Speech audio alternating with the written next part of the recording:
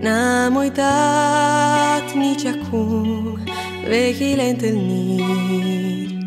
Mă priveai și uitai să mai respiri. Și ca orice alt bărbat îți plăcea să fii curtat, dar eu cred că m-ai iubit cu adevărat. Mă durea să te știu cu altcineva. Îți era mai comod să fii cu ea. Când eram doar amândoi, îmi jurai că a doua zi îi vei spune și ei totul despre noi.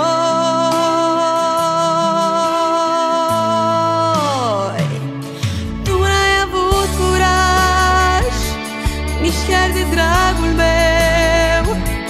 M-am întrebat mereu de ce aleasa n-am fost eu. Tu n-ai avut curaj și m-ai pierdut cândva. Nu mai pot fi a ta, acum îmi văd de viața mea. Mi-ai cerut să renunț la iubitul meu. Ți-amintești? L-am lăsat de dragul tău. Ce-o fi fost în mintea mea, am ales cu inima, dar greșeala asta n-o voi repeta. Uneori mi-e dor de tot ce-am trăit, dar îmi spun și ce dacă m-ai iubit. Eu știam ce mult te vreau, dar prietenii îmi spuneau că tu nu vei renunța nici când la ea.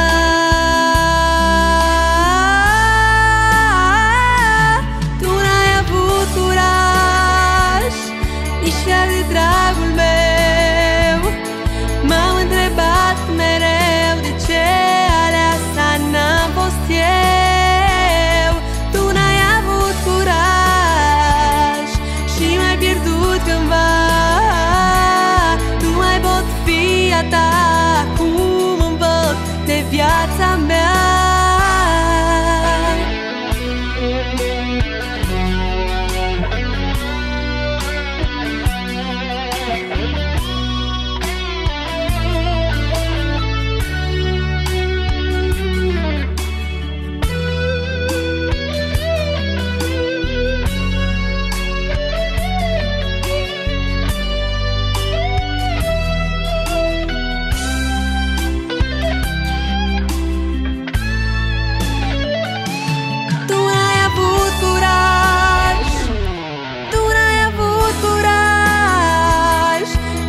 De dragul meu, m-am întrebat mereu de ce aleasa n-am fost eu.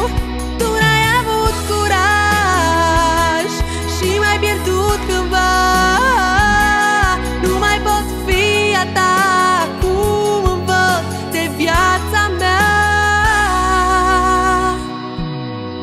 Aș fi dat un regat să fii fericit. Ți-amintești